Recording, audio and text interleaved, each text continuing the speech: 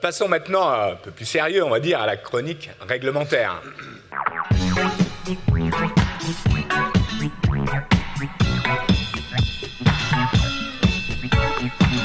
Pour cette chronique, nous entendrons Marine et Stéphane qui sont concernés par certaines activités réglementées. Et bien sûr, Guillaume, en qualité du responsable du pôle. Alors Guillaume, les missions réglementaires, si je ne m'abuse, ce sont celles qui ont un caractère obligatoire. C'est ça, Kirill. Nous sommes une profession réglementée. Et à ce titre, comme l'a rappelé Bernard Junière dans son interview, les missions réglementaires sont là pour véhiculer une image de qualité auprès du public. L'ordre se définit au travers de ce triptyque science, conscience et indépendance. Et le pôle réglementaire a pour but de s'assurer que l'expert comptable, au travers de sa carrière, va bien respecter ces valeurs. Nous souhaitons avoir une image de la profession respectée, respectable et respectueuse. Aussi, je vous invite à regarder les missions réalisées par le pôle réglementaire au travers de ce reportage.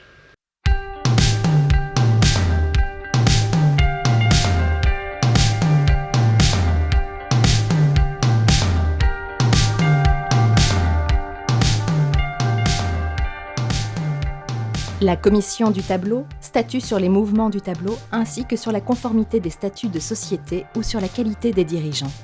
En 2015, ce sont plus de 300 dossiers qui ont été examinés par les 11 membres de la commission. Au total, ce sont 129 inscriptions et 64 radiations qui ont été prononcées en 2015 sur avis favorable de la commission.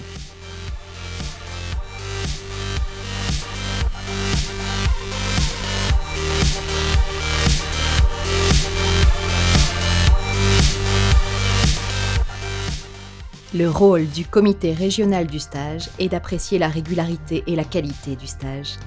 Il harmonise les modalités d'organisation et de suivi du stage et propose au conseil régional de délivrer l'attestation de fin de stage ou de prononcer une sanction adaptée ou toute autre réponse à un cas spécifique. En 2015, 225 experts comptables stagiaires ont été suivis par le comité régional du stage.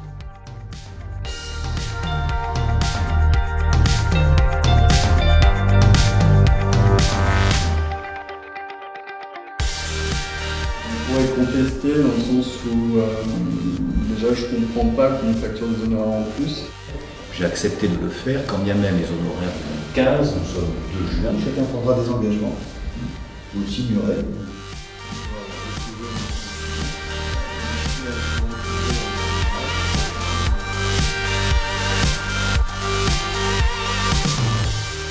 Le pôle réglementaire en 2015, c'est aussi une campagne de 107 contrôles qualité réalisés pour vérifier l'application et le respect des normes professionnelles. Il est surtout à l'origine du perfectionnement des méthodes de travail au sein des cabinets. Avec une vingtaine de nouveaux dossiers ouverts en 2015, la lutte contre l'exercice illégal est également une activité permanente du pôle réglementaire. Elle a donné lieu au cours de l'exercice à 2 condamnations pénales. Le pôle réglementaire, c'est encore 7 contrôles d'exercice professionnel diligentés en 2015 sur le fondement de l'article 31 de l'ordonnance de 1945. Voilà, merci pour ce reportage, on peut l'applaudir. Alors Guillaume, justement, chroniqueur dans l'âme, vous, on le remarque tout de suite à l'écran, et merci de votre présence. On voit qu'il y a d'un côté une mission plutôt administrative et l'autre une mission de contrôle. Mais il y a aussi une mission d'aide, notamment en cas de convocation par la PJ. Par exemple, comment ça se traduit ? C'est effectivement un événement un peu particulier. Quand un expert comptable reçoit une convocation de la police judiciaire, sa première réaction, ça va être l'inquiétude, les interrogations. Sa deuxième réaction, ça va être de décrocher son téléphone. Et là, 2 possibilités. Il peut appeler l'ordre et joindre Alex Vasseur qui a l'habitude de répondre aux interrogations et de donner les conseils qui conviennent pour ce genre de situation. Qui répond très vite d'ailleurs. Qui répond très vite. C'est important. Dans ces situations, on est très impatient. Mais il y a aussi une autre façon, c'est de contacter un confrère qui est spécialisé dans le domaine et qui agit dans un réseau qui s'appelle Infores. Donc voilà les 2 possibilités. Cependant, je tiens à rassurer mes confrères et consoeurs ici présents, car depuis de nombreuses années, l'Ordre rencontre les OPJ et magistrats lors de demi-journées pour faire connaissance et mieux comprendre le métier de chacun. Et ce qui ressort des entretiens avec les OPJ, c'est qu'ils attendent de nous surtout un témoignage, une expertise technique pour mieux comprendre leur dossier. Ce n'est pas leur métier. Et donc, ils ne comprennent pas des fois nos blocages quand nous sommes en phase 2. Alors nous, par contre, ce n'est pas notre métier d'être en phase 2, ça c'est sûr. Et en plus, on a ce secret professionnel qui nous tient. Et durant chaque rencontre, on a à cœur de leur expliquer que c'est ce qui nous retient et que c'est pour ça que nous ne sommes pas aussi à l'aise qu'ils le voudraient. Merci beaucoup, merci. Stéphane, on vient de voir quelques statistiques justement là, dans ce film sur le contrôle qualité. Vous voulez compléter ? Oui, tout à fait, Kirill. On a vu les conclusions de ces contrôles qualité. Il faut savoir que le contrôle qualité a représenté en 2015 plus de 200 journées de contrôle. Et tout ça a pu être réalisé grâce à l'ensemble des contrôleurs. Ils sont 44 aujourd'hui, avec un comité de supervision composé de 5 contrôleurs et animé par Nicolas Miner, élu en charge de ce comité de supervision. Et je voulais profiter de cette assemblée générale pour les remercier chaleureusement pour leur implication. Puis j'en profiterai également pour souhaiter la bienvenue à nos 8 nouveaux contrôleurs qui vont nous rejoindre et qui ont été formés pas plus tard que la semaine dernière, alors que nous étions à Bruxelles, à leur nouvelle fonction de contrôleur qualité. Et je profiterai également de l'occasion de cette Assemblée générale pour dire un petit mot sur l'évolution du contrôle qualité. On a parlé tout à l'heure de la lutte anti-blanchiment. Dans ce cadre-là, le contrôle qualité, à partir de cette année, pour la campagne 2016 qui vient de démarrer, va évoluer, puisque désormais, le contrôleur devra choisir un dossier spécifiquement orienté sur la lutte anti-blanchiment, à partir des critères d'analyse de la clientèle que lui aura fourni le cabinet. Donc c'est important aussi pour l'ensemble des confrères et des consoeurs de bien intégrer cette démarche-là dans le cadre du contrôle qualité qui va se passer sur 2016. Merci beaucoup Stéphane. Même question Marine, on va parler de l'exercice illégal. Au-delà des informations vues dans ce reportage, est-ce que vous avez par exemple, je ne sais pas, une anecdote à nous faire partager ? Malheureusement, j'en ai plusieurs. Ça peut commencer tôt le matin parce que, notamment une fois, lors d'une visite domiciliaire, la personne que nous allions visiter est restée en robe de chambre pendant toute notre intervention.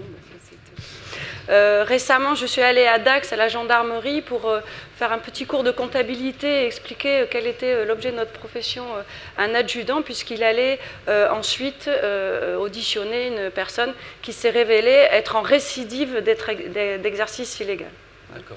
Ce que je tiens surtout à dire, c'est ce qu'on a essayé de donner comme message lors de notre réunion au mois de juillet, c'est que ce sont les confrères surtout qui peuvent nous donner des informations sur les illégaux potentiels et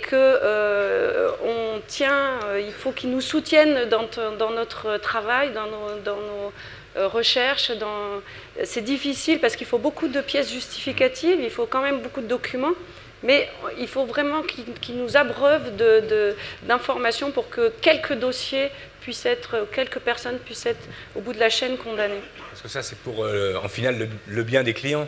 Pour le bien des clients, on avait notamment lors de notre réunion de juillet reçu un grand témoin qui, lui, n'a pas pu céder son entreprise parce que le bilan n'était pas fait correctement et il s'est retrouvé sans rien du jour au lendemain. Merci beaucoup Marine pour ces informations. Guillaume, on n'a pas beaucoup parlé des fameux articles de contrôle 31. Article 31, pardon. Qu'est-ce que c'est au juste ? Alors l'article 31, ce n'est ni le contrôle qualité, dont bénéficient tous les confrères et consoeurs dans une période de 6 ans, ni une répression de l'exercice illégal, parce que ça ne concerne que des experts comptables.